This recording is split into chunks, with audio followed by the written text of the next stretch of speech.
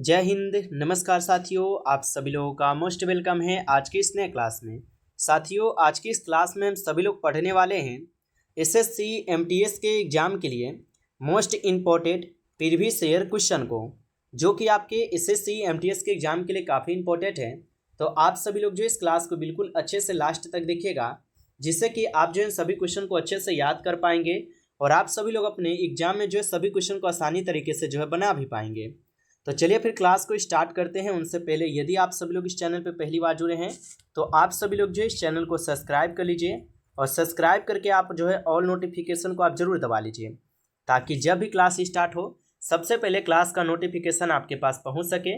तो आप जो इस चैनल को सब्सक्राइब करके जरूर जुड़ जाइए और साथ ही साथ आप जो इस क्लास को लाइक नहीं किए हैं तो आप इस क्लास को भी लाइक जरूर कर लीजिएगा।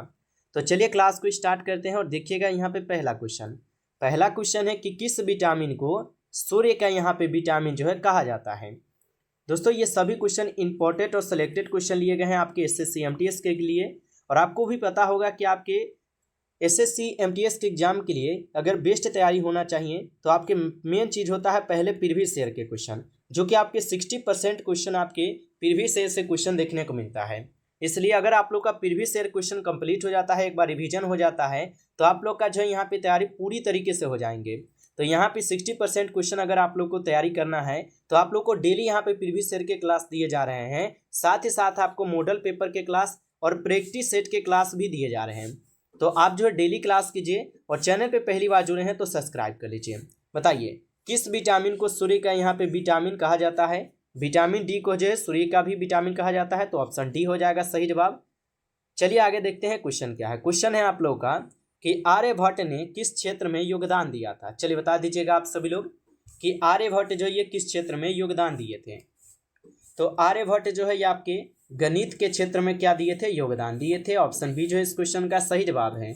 अगला क्वेश्चन देखिएगा, भारत का पहला परमाणु रिएक्टर कौन सा है। बताइए आप सभी लोग कि भारत का पहला परमाणु रिएक्टर कौन सा है। तो भारत का पहला परमाणु रिएक्टर हो जाएंगे आपके अप्सरा। ऑप्शन बी कीजिएगा आप सभी लोग यहाँ पे सही जवाब। अप्सरा जो है ये भारत का पहला परमाणु रिएक्टर है। अगला क्वेश्चन है, 3 रंगों वाला राष्ट्रीय ध्वज सबसे पहले किसने फहराया था। तो 3 रंगों वाला यहाँ पे राष्ट्रीय ध्वज को सबसे पहले किसने फहराया था। तो ये फहराए गए थे आपके मैडम भिकामी कामा के द्वारा। ऑप्शन डी जो इस क्वेश्चन का यहाँ पे सही जवाब है। अगला क्वेश्चन देखिएगा, संविधान सभा के अध्यक्ष कौन थे। चलिए आंसर लगाइएगा आप सभी लोग, संविधान सभा के अध्यक्ष कौन हो जाएंगे। तो संविधान सभा के अध्यक्ष हो जाएंगे doctor Rajendra Prasad. Option A कीजिएगा आप सभी लोग, यहाँ पे सही जवाब डॉक्टर राजेंद्र प्रसाद है। अगला नंबर क्वेश्चन आप लोग देखिएगा कि ब्लैक होल क्या है, बता दीजिए। सभी लोग आंसर लगाइए कि what is a black hole, यानी कि ब्लैक होल जो है ये क्या है। तो ब्लैक होल जो है ये क्या हो जाएंगे, तो अत्यधिक गुरुत्वाकर्षण वाला एक क्षेत्र होता है। ऑप्शन सी कीजिएगा आप लोग सही जवाब। दोस्तों, आपको जो है इंग्लिश और हिंदी मीडियम दोनों वालों के लिए क्वेश्चन है। आप लोग का कमेंट रहता है कि हिंदी और इंग्लिश मीडियम दोनों क्वेश्चन आइएगा सर, इसलिए आपके लिए जो है हिंदी और इंग्लिश मीडियम दोनों क्वेश्चन रहते हैं। इसलिए आप लोग का भी फर्ज है कि क्लास को अभी तक लाइक नहीं किए हैं तो सभी लोग क्लास को लाइक कर लीजिए ज़्यादा से ज़्यादा।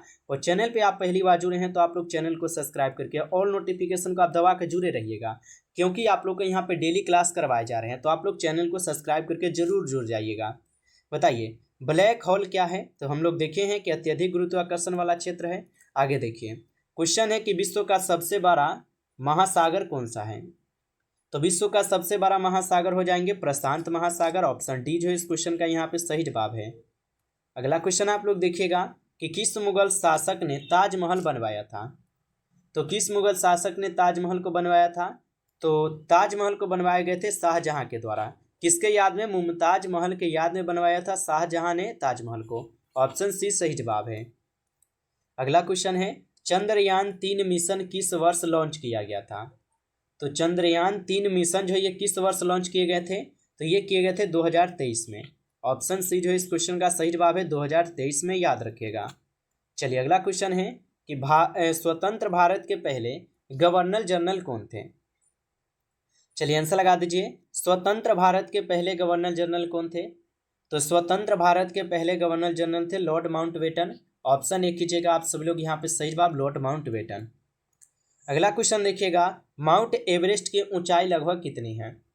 चलिए बता दीजिए, माउंट एवरेस्ट की लगभग ऊंचाई कितनी हो जाएंगे? तो इनकी ऊंचाई हो जाएंगे 8,848 मीटर। ऑप्शन बी कीजिएगा आप सभी लोग यहाँ पे सही जवाब। चलिए अगला क्वेश्चन आप लोग देखिएगा कि भारत में सबसे अधिक चीनी उत्पादक किस राज्य में होता है? तो भारत में सबसे अधिक चीनी उत्पादक किस राज्य में होते हैं? तो सबसे अधिक चीनी उत्पादक होते हैं आपके उत्तर प्रदेश में। ऑप्शन बी जो इस क्वेश्चन का यहाँ पे सही जवाब है, उत्तर प्रदेश। अगला क्वेश्चन आप लोग देखिएगा कि डोलायन गति किसका उदाहरण है? बताइए। तो डोलायन गति जो है ये किसका उदाहरण हो जाएंगे? तो डोलायन गति हो जाएंगे आवर्त गति का उदाहरण। ऑप्शन सी कीजिएगा आप लोग सही जवाब, आवर्त गति। अगला क्वेश्चन है आप लोग का कि भारत के किस राज्य को मसालों का बगीचा कहा जाता है?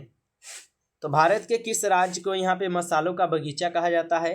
तो केरल राज्य को मसालों का बगीचा भी बोला जाता है। ऑप्शन बी कीजिएगा आप लोग यहाँ पे सही जवाब। चलिए अगला क्वेश्चन देखिएगा, जुलूस नामक चित्र किसने बनवाया था?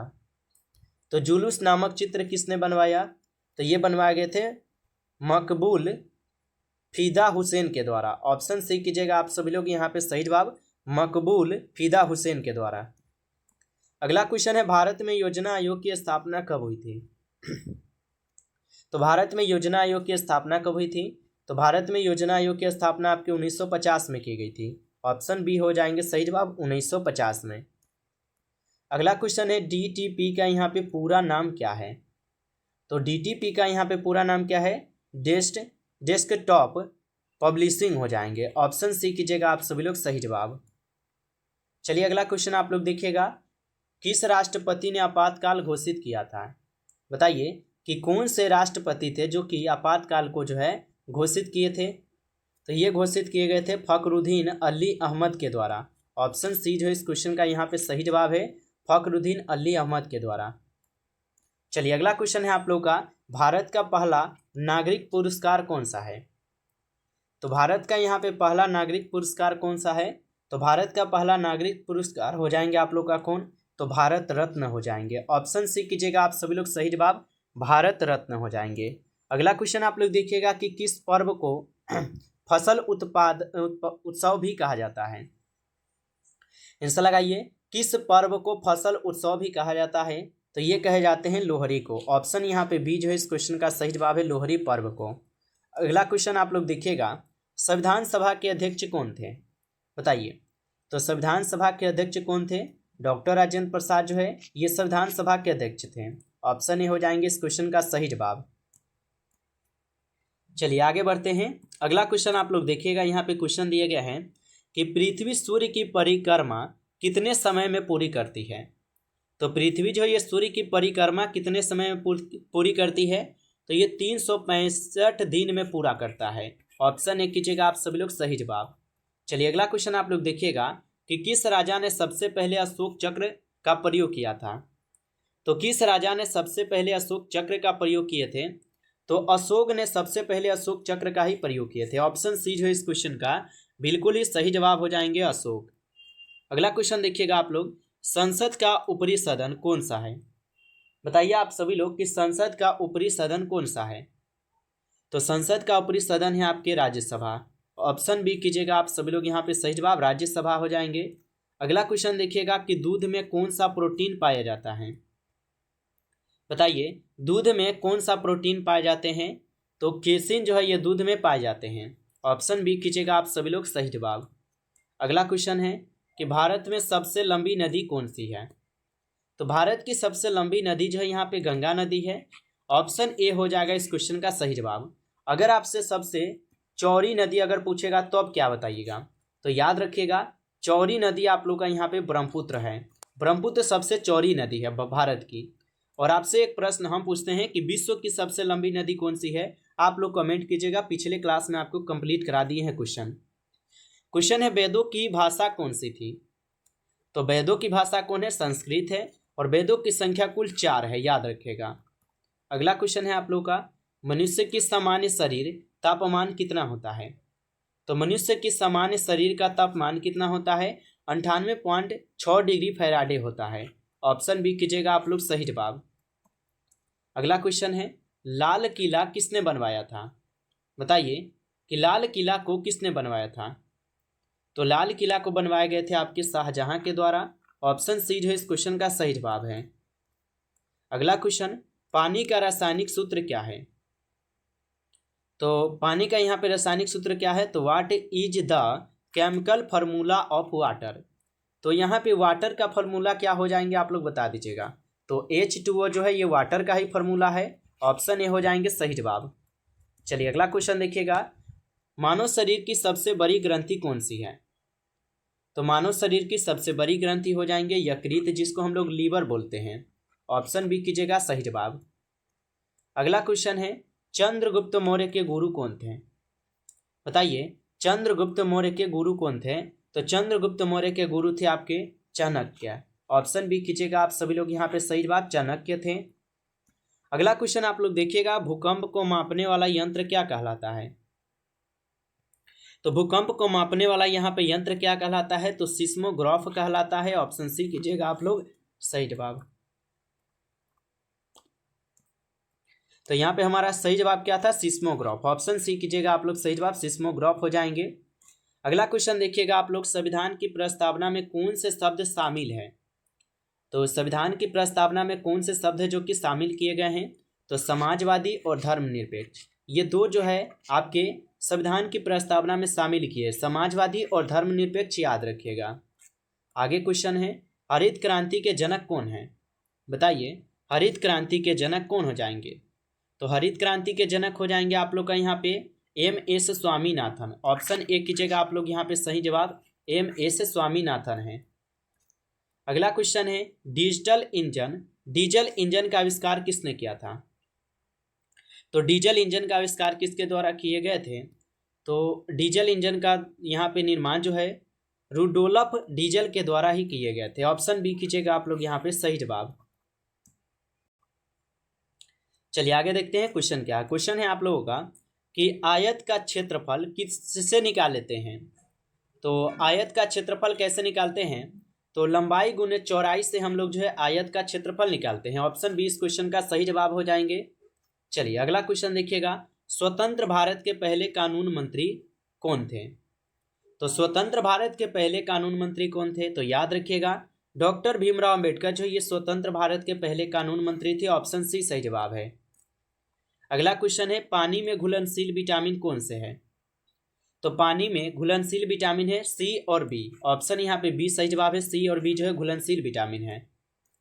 अगला क्वेश्चन है, भारत के किस राज्य में सबसे पहले पंचायती राज व्यवस्था शुरू हुई थी? तो भारत के किस राज्य में सबसे पहले पंचायती राज व्यवस्था शुरू हुई थी? तो ये सबसे पहले राजस्थान में हुई थी। ऑप्शन सी कीजिएगा आप लोग सही जवाब। नमस्कार दोस्तों, इस क्लास में कुल 40 क्वेश्चन थे जो कि इंपॉर्टेंट क्वेश्चन थे ये सभी क्वेश्चन, और यहाँ से प्रश्न आपके 100% पेपर में देखने को मिलेगा। यदि आप सभी लोग को ये क्लास अच्छा लगा हो तो आप सभी लोग इस क्लास को लाइक कर लीजिएगा, और चैनल पे पहली बार यदि आप लोग जुड़े हैं तो चैनल को सब्सक्राइब करके ऑल नोटिफिकेशन को आप लोग जरूर दबा लीजिएगा, जिससे कि जब भी क्लास स्टार्ट हो सबसे पहले उस क्लास का नोटिफिकेशन आपके पास पहुँच सके। तो आप जो इस चैनल को भी सब्सक्राइब जरूर कर लीजिएगा। चलिए फिर मिलते हैं एक नई टॉपिक के साथ नेक्स्ट क्लास में। तब तक के लिए जय हिंद, जय भारत।